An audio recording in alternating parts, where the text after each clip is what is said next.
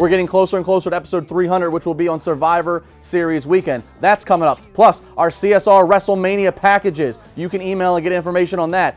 All the WrestleMania packages are going through WWE, but with us, you can sit with us. We'll have your Mania ticket included. You'll have hotel included. You'll have meals. You'll be at access to all of our parties. You never know which wrestlers and who in the wrestling world is going to be showing up with us, so you make sure you get on that. All the information, you can find it on social media. Josh, let's talk about a little bit of big storylines. A couple big storylines. Yeah. Let's start off with Rusev and Lana. It was broken by TMZ that they are in fact engaged. Of course, if you're not aware, now you are aware. They are indeed a real life couple. They've been a real life couple for a long time. For quite some time. Look at her Instagram. They went to Clippers games. It's okay. Yes. Her Instagram's great, by the way, because I am a huge fan. She goes back and forth between the Russian and the English accent. Nonetheless. Rusev and Lana, they are engaged. WWE acknowledged it. Summer Rae basically walks out on Rusev. Slaps Where him. do we go here? I mean, is this a face turn or what? This needs to be Rusev back with Lana as heels. You don't need Rusev as a face, and you can't have him as a face right now because this character is never going to be a traditional face. And I'm not going to push Rusev to be a face just because people started chanting and cheering for Lana. I think the simple math is this. Get Rusev off of TV for a few weeks, maybe even a month. Bring him back at the end of November, early December, when there's a downtime to make a splash. You bring him back in against a fan favorite, a guy, and have him attack that guy and bring him down. And what happens? Lana trickles her way back down the stage next to Rusev. And once again, you have this Bulgarian brute where he still should be. I was never a fan of breaking up the fact of Rusev and Lana because I think that there's so much that Lana lacks that Rusev has. So you put them two together, put them back where we're thriving, which was at WrestleMania 31 into WrestleMania 32. I'm not convinced that Vince McMahon himself didn't buy the damn ring for Rusev to propose to Lana. I think Vince might have gone in on it because, quite frankly, the way I look at this, I think it is not an accident that TMZ got this, even though TMZ breaks stories anyways on their own, I think it's not an accident. I think WWE and TMZ worked in cooperation together because this is almost the only way you can get out of what just turned into a horrible storyline. Now, I still stand by, and I'll say that I stand by at the time. Back in April when they started to split Rusev and Lana up, I thought it was the right decision at the time. You have Rusev who's getting a ton of boos, arena fulls of people chanting for Lana. I thought Lana, who has some Hollywood, and outside media experience, I thought this was the right thing to do. A lot of it wasn't anybody's fault. Rusev gets hurt. Lana gets hurt. You get Ziggler involved and you send him off to go do movies. It was just all around just bad timing, bad luck. It wasn't going to work out. I agree, Rusev and Lana should remain heels. I think there's a right way to do it, Josh, as you touched on. I think there's a way to just capitalize on a red-hot babyface, whoever that might be at the right time. But I don't think it's impossible to think they are eventually going to be babyfaces at some point. And I think there's a good thing. You take him off of TV right now. Not sure what to do with him, and Lana's not really ready to come back. So take them off of TV and let other women really take over, which brings us to the next point, the Divas division, Justin. This past week, you saw Paige on commentary talking about Team PCB, even though it's Team NBC and Team PBS and CBS and ABC and WTAE. We don't even know where the hell they're going with this. What is happening in the Divas division right now? What about Team PPU, huh? I like that one. CSR, huh? Where's that? I'm confused. It's not the first time women have confused me, but this has been it won't be the last. This is overemphasized confusion for me. You got Paige on commentary, and she's talking about how she's upset that PCB isn't working together and they're kind of broken up, but she's the one that initiated the breakup. If she's trying to play the crazy mind game angle, it's just not resonating with me. Then we have then you have the Bellas, Brie Bella screaming, almost like she's trying to break up and cause problems in Team Bad. It's Sasha Banks, being the more popular one, and Naomi and Tamina just laying back. Just too many teams. Let's just stop it all. We already established, and first of all, I'm tired of people saying revolution. Stop it. It was Divas Revolution in the first couple weeks. At what point does it stop becoming a revolution and just become the standard that this is our new quality? But we don't need to have all these teams. Let everybody go their way. Sasha Banks will be a money babyface if they allow her to be. I ranted it positively on my column. You can check out for the Trib. Being there live for NXT TakeOver Respect.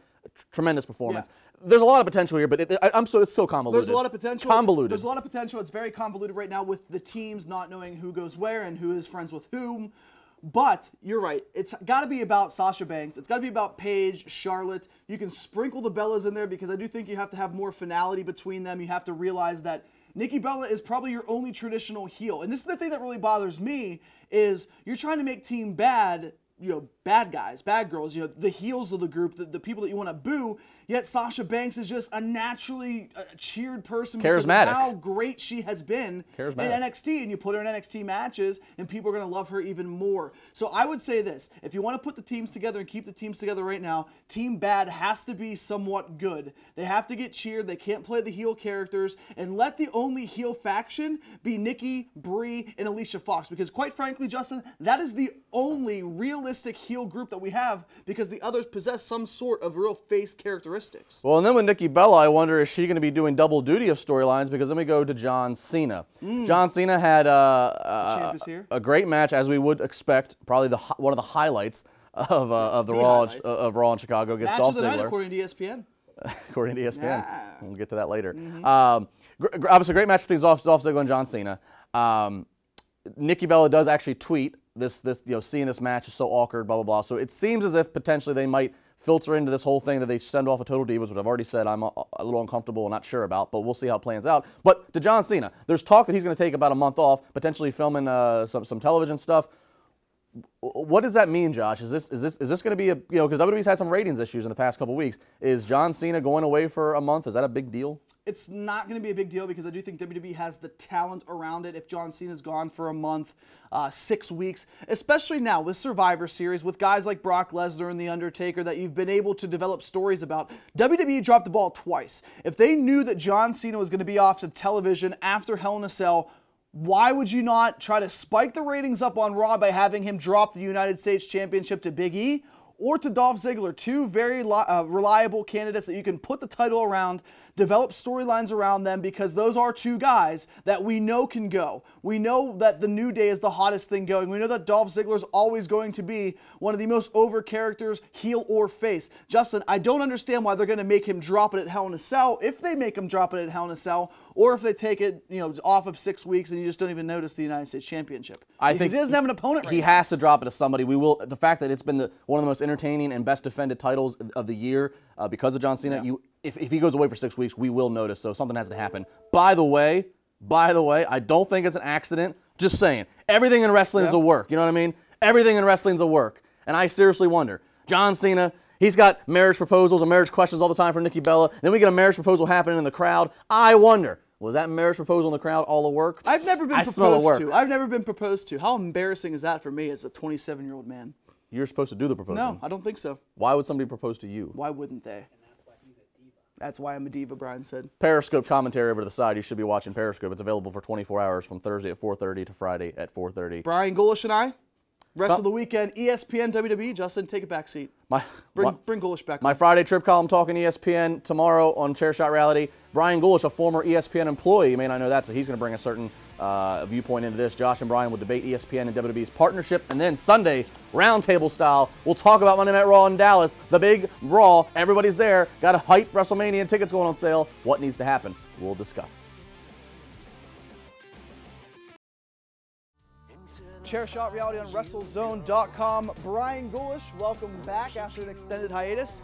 I am Josh Eisenberg. Check out BS on CSR at CSRWrestling.com. Blake Mitchmore and Shane Shoemaker break down this week WWE's new partnership with ESPN. And speaking with ESPN, a former ESPN employee himself, Brian Golish, had plenty to say in his article, but we're going to talk a little bit more now about the relationship. WWE and ESPN making a partnership, and it looks like things are going to be changing in the world of sports entertainment. Yeah, but I think that the WWE missed the ball here, and here's why. I said in my column that it was a win-win for WWE and a possible lose for ESPN, and the more I think about it, maybe it's not as much as I think. I do have a problem with ESPN, but I think that this should have been strictly on a digital platform on ESPN.com, not on television, because you have, and as I wrote in my article, 64 million people clicking on ESPN.com a month, 64 million people. And if the WWE is going to be driving their bottom line from here on out on the WWE network, I think that could have been the platform that would have been better suited for this. I think WWE will get to a point where they are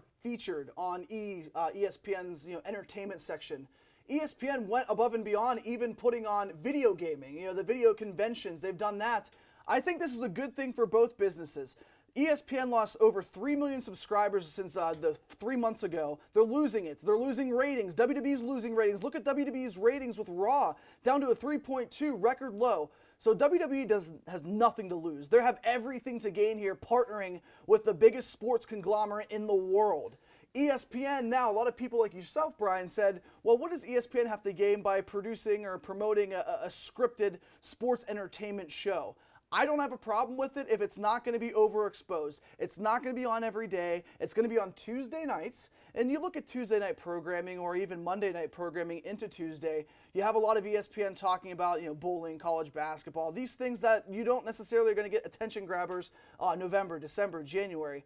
I think WWE really benefited, but I do think ESPN is going to see their digital marketing get a little bit better. And look at WWE. They were with MLB Advanced Media. There's a lot of good things about WWE and ESPN and back and forth. Yeah, but here's my thing. There's a difference between when you have a SportsCenter segment and a 30-minute or an hour show. World Series of Poker, bowling, they have their own shows. Are those attention grabbers, though? But they have an audience. They have a demographic. Unless you bring WWE in and give them a half hour or an hour show, do an hour of matches on ESPN. They used to do AWA wrestling. Yeah. ESPN Classic still shows, and I screened when I worked in Bristol in the programming department. I saw those videos. I got them ready to be aired. That's what I did.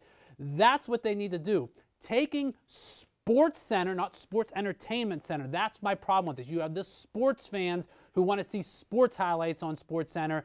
Save the WWE product for these half-hour or one-hour shows. Something similar to First Take, something similar to CSR, ESPN. You have everyone here that can do this for you already. That's what I'd like to see, but not on Sports Center. Because here's my thing with it. I asked, and I wrote my column, David Burson, former executive vice president, now the president of CBS Sports. I said to him when I got to ESPN, what about hockey? He said, do we need hockey? We don't need the NHL. You're telling me that ESPN would rather feature basically getting more time and more focus on WWE than the NHL? That's the problem I have. I think the one thing that I saw with this whole, the very beginning of this was interesting to me because you had the top matches, the top move, you showed the athleticism, and then you had Seth Rollins coming in and Seth Rollins having that interview. I like the fact that Jonathan Coachman broke down the moves, broke down a top 5 or a list or anything like that. And the best part about it, in my opinion, Roman Reigns, a former NCAA All-American from Georgia Tech, immediately capturing and immediately connecting somebody who lives in Georgia or somebody who's an SEC fan saying, oh, this guy actually played major sports. That's a great connection for WWE. I don't know if you're going to have longevity with bringing guys like Seth Rollins on every week to talk about what happened. The only thing that I could say, Brian, is he even asked, Jonathan Coachman asked Seth Rollins, protecting your opponent in the ring, breaking that line of real and fake. That's something that WWE could capitalize on as well. So you're in favor with a 30-minute, 1-hour show for WWE. Where do you put it on? Do you put it on like a Saturday night? Do you put it on a Tuesday? How do you work that out? It's not necessarily, you don't break kayfabe. You stay everything in the fantasy world of professional wrestling. You don't say what they're doing, the behind-the-scenes stuff. You just give them an hour to wrestle. You take these guys, and if you want to put a cool aspect on it, take the guys that are former collegiate or professional athletes and strictly focus on them. That's the story you can tell. Show that there are professional and amateur athletes who won championships, Brock Lesnar. Yeah. And guys like that. Even Titus O'Neil, University of Florida. Titus O'Neil, yeah. But there's so many, and even guys that aren't with the WWE anymore. I mean, look at Shelton Benjamin, guys like that, Kurt Angle, Charlie Haas. These are guys you want to focus on because they've been athletes. And like I said, I am not taking anything away from the talent. But the E in WWE stands for entertainment. The E in ESPN, it's just the E in ESPN. It doesn't mean entertainment anymore. Just like how MTV used to be music and television. And the Weather Channel used to be the Weather Channel. Exactly. It's TWC. Everything is trying to become one big attention ratings grabber.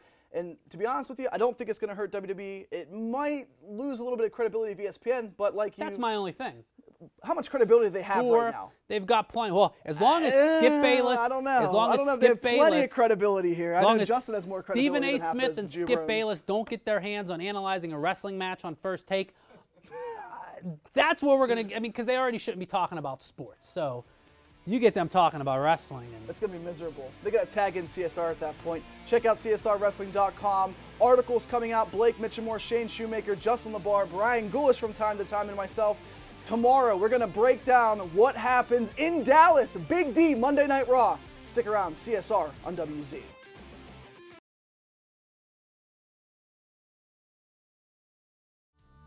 All right, guys. Tomorrow, coming off of a silent Raw in Chicago. Big We Dallas. got Dallas tomorrow.